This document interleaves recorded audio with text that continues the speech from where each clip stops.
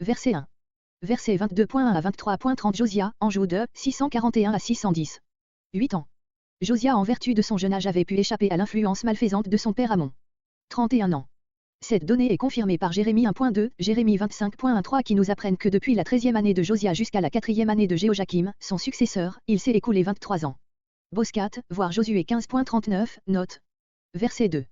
Cet éloge sans restriction n'est accordé en outre qu'à Ézéchia, mais il est motivé pour chacun à un point de vue différent, ce qui fait qu'il n'y a pas contradiction entre les deux formules, pour Ézéchia au point de vue de la confiance en Dieu, 2 Rois 18.5, pour Josia au point de vue de la fidélité à la loi, 2 Rois 23.25. Verset 3. La 18e année.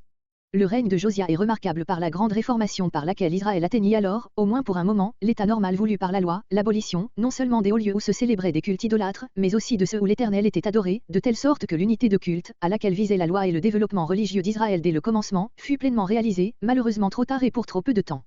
Mais ce moment n'en fut pas moins de la plus haute importance. Le souvenir en demeura comme le type de l'état de choses qui reparut après l'exil et dont le caractère franchement monothéiste a déterminé l'influence décisive exercée dès cette époque par le peuple d'Israël sur le développement religieux de l'humanité. Le récit suivant a son parallèle dans les chapitres entre 34 et 35 de 2 Chroniques. Le fond commun des deux narrations est la trouvaille du livre de la loi de l'Éternel, la 18e année du règne de Josia et la 26e de sa vie. Nos deux récits différents en ce que, d'après celui des Chroniques, le travail du roi pour l'extirpation de l'idolâtrie avait commencé dès la 12e année de son règne, tandis que, d'après notre livre, il n'eut lieu qu'après la découverte du livre de la loi.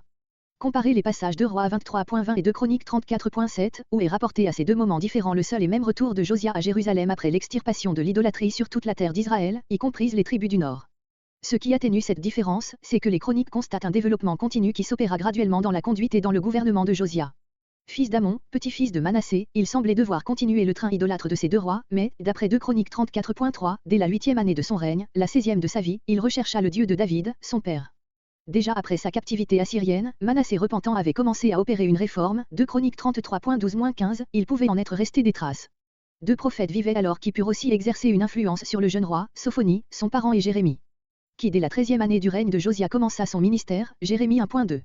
Le passage de Roi 22.3-7 suppose déjà une préoccupation réformatrice chez Josia entre la 12e et la 18e année de son règne. C'est ce commencement qui a motivé la forme de la narration du livre des Chroniques. Après avoir signalé le commencement de ce mouvement, il en a poursuivi le récit jusqu'à la fin, tandis que le livre des rois n'en place le terme final qu'après la découverte du livre de la loi, qui a probablement donné la dernière impulsion à l'œuvre de Josia. Les deux récits se terminent également par la description de la grande Pâque célébrée par Josia. Saphan, le secrétaire. D'après 2 Chroniques 34.8, il avait avec lui pour remplir cette mission le préfet de la ville et l'archiviste. Il est seul mentionné ici, parce que c'est lui qui était chargé, comme scribe, d'écrire et de compter. Les autres n'étaient là que comme témoins. Verset 4. Cet ordre se rattache évidemment à l'organisation qu'avait introduite le roi Joëz, chapitre 12. Les termes mêmes sont entièrement semblables. Pour l'explication des détails, voir à 2 Rois 12.6-16. Ilkija est mentionné dans une chronique 6.13 parmi les descendants de Lévi.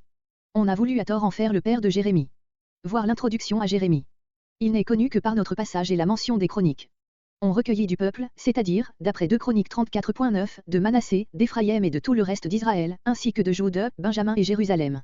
Verset 5.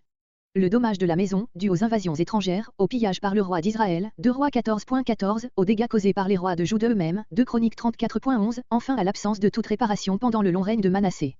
Verset 8. J'ai trouvé. Sur ce fait important, voir notre conclusion sur le livre du Deutéronome. Il nous paraît qu'il faut étendre le sens des mots le livre de la loi à l'ensemble de la législation mosaïque selon qu'elle était déjà consignée et avait été déposée auprès de l'arche. Ce qui nous fait penser qu'il ne s'agit pas seulement du Deutéronome. C'est que plus tard, dans la description de la Pâque, sont mentionnés des détails, de Chroniques 35.1-17, qui reposent, non sur le Deutéronome, mais sur l'ordonnance pascale renfermée dans l'Exode et dans le Lévitique. Or le mode de célébration fut certainement déterminé conformément au livre de la loi retrouvé par Ilkija. Cette expression, le livre de la loi, se trouve dans les chroniques sous la forme plus développée, le livre de la loi de l'Éternel, donné par l'intermédiaire, la main, de Moïse, 2 Chroniques 34.14. Verset 11. Et lorsque le roi eut entendu. On voit par ce qui suit que ce qui le bouleverse, ce ne sont pas tant les défenses formulées par la loi, violées depuis si longtemps par le peuple de Dieu, que les menaces terribles attachées à cette violation, verset 13. Il se demande sans doute s'il est encore possible qu'Israël, après une révolte aussi prolongée et aussi flagrante, puisse redevenir l'objet de la bénédiction et de la protection divine, ou s'il est trop tard pour obtenir grâce. Verset 12. Achican, Egbeu, comparez Jérémie 26.22, Jérémie 26.24. Verset 13.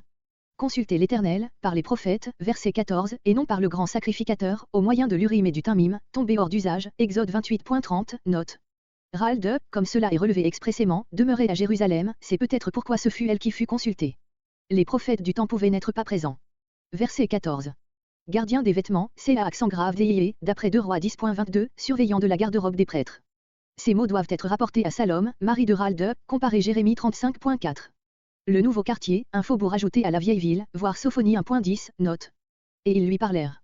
La consultation devait se rapporter à la fois à l'avenir du roi, du peuple, de Jérusalem, et de tout Jude, verset 13, et à la conduite à tenir pour apaiser l'Éternel. Verset 16. À l'homme qui vous a envoyé. Ce n'est pas encore au roi comme tel qu'elle s'adresse, mais à celui qui la consulte par ses envoyés. Bientôt, dès le verset 18, elle s'adressera positivement au roi de Jude, pour lui communiquer le message qu'elle a pour lui personnellement. Pour le moment son âme est pleine du jugement inéluctable qui plane sur la tête du peuple. Verset 19. Détruit et maudit, 2 mots réunis ici comme Jérémie 44.22. Il repose sur les chapitres 26 de Lévitique et 28 de Deutéronome, 2 chapitres qui avaient sans doute été lus au roi. Verset 20. En paix, sans avoir vu la ruine. La mort violente de Josia à Megiddo fut le moyen douloureux de l'exécution de cette promesse.